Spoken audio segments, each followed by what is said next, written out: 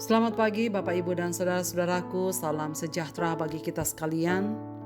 Harapan dan doa saya pada pagi ini kita semua sudah bangun dengan sehat, selalu bersemangat dalam anugerah Tuhan kita Yesus Kristus. Senang sekali saya menjumpai Bapak Ibu dan saudara-saudaraku. Kiranya pagi hari ini kita menjadikan firman Tuhan sebagai dasar hidup kita dan menjadi pandu kita berjalan. Pagi ini mari kita bersama mendengar dan merenungkan Matius pasal 4 ayat 12 sampai 17. Tetapi waktu Yesus mendengar bahwa Yohanes telah ditangkap, menyingkirlah ia ke Galilea.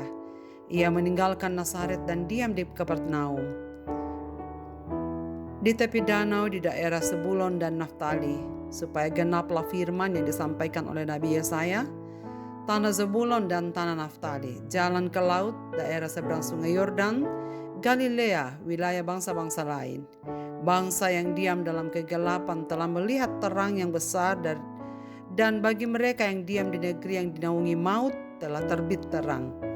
Sejak waktu itu Yesus memberitakan, bertobatlah sebab kerajaan sorga sudah dekat. Selama masih ada waktu, bertobatlah. Saudara-saudaraku pendengar renungan pagi yang dikasihi Tuhan, dengan kemenangannya atas pencobaan, Yesus memasuki pelayanannya dengan 3 tindakan awal yang sangat indah. Yang pertama, Yesus kembali ke Galilea untuk memulai pelayanannya, bukan menghindari bahaya, sebab penangkapan Yohanes menandakan bahwa pelayanan Yohanes sudah selesai, tetapi untuk mengisi lowongan pelayanan yang telah ditinggalkan oleh Yohanes. Jadi bukan menyingkir karena takut, juga mengalami hal yang sama dengan Yohanes. Yang kedua adalah Yesus memanggil murid-muridnya yang pertama.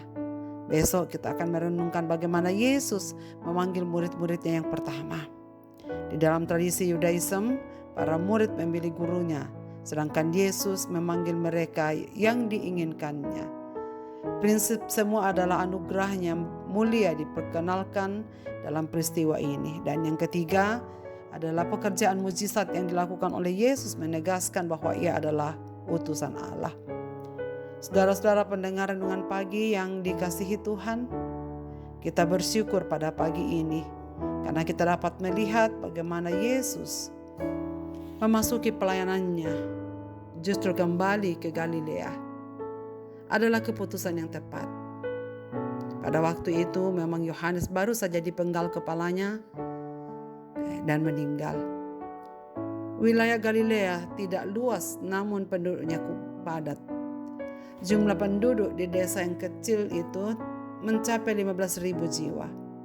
Selain itu jalan-jalan sudah dibangun dengan baik. Penduduk Galilea juga terbuka kepada ide-ide baru. Ini memungkinkan bagi mereka ajaran baru untuk diterima, didengar dan disambut. Dan itulah yang Yesus Kristus lakukan. Strategi pelayanan Yesus di sini sangat tepat dan sesuai kehendaknya. Dengan mengutip bagian dari kitab Yesaya, mungkin Matius ingin mengaitkan pelayanan Yesus dengan perjanjian lama. Matius ingin membuktikan dan menjelaskan kepada orang-orang yang membaca tulisannya bahwa sungguh Allah menggenapi janjinya tentang Mesias di dalam diri Yesus Kristus. Hal ini banyak orang, bahkan banyak ajaran yang menyimpang. Ajaran-ajaran ini mempertanyakan keilahian Yesus atau kemanusiaan Yesus. Banyak yang hampir lupa dan mengatakan bahwa Yesus adalah fiktif, cerita dongeng belaka. Yesus adalah dalam sejarah, tetapi dia adalah manusia biasa yang tidak ada hubungannya dengan janji Allah tentang Mesias.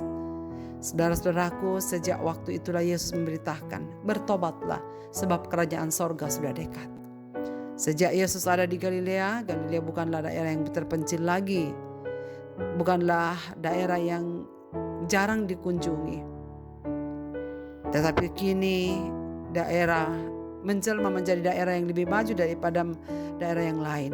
Tetapi menjadi tempat yang bersejarah karena dari daerah Galilea lah terdengar berita pertobatan. Saudara-saudaraku yang dikasihi Tuhan, meskipun daerah yang tidak begitu terkenal di zamannya, tetapi berita pertobatan pertama kali diproklamasikan di sana. Yesus memilih tempat dan situasi yang layak untuk menyampaikan berita pertobatan. Saudara-saudaraku, tempat yang terbesar bukanlah karena luas daerahnya, tetapi karena di dalamnya pertobatan diberitakan. Hidup manusia kemuliaannya bukan ditentukan oleh harta bendanya, tetapi ditemukan dan ditentukan oleh pertobatan yang nyata di dalamnya. Kehebatan manusia bukan ditentukan oleh jabatannya, tetapi karena kerendahan hati sebagai karya pertobatan.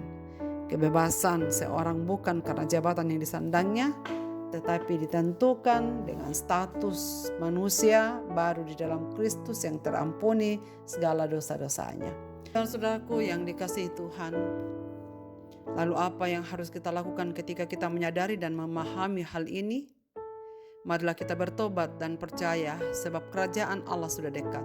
Kita semua adalah manusia yang tidak sempurna. Marilah kita bertobat dengan sungguh.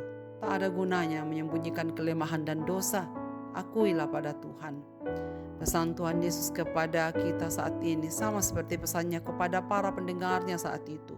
Selama kesempatan masih ada, marilah kita gunakan dengan bertobat, berbalik dari jalan-jalan kita yang sesat, dan percayalah kepadanya sebab hanya Yesus satu-satunya yang mengerti jalan kehidupan kita.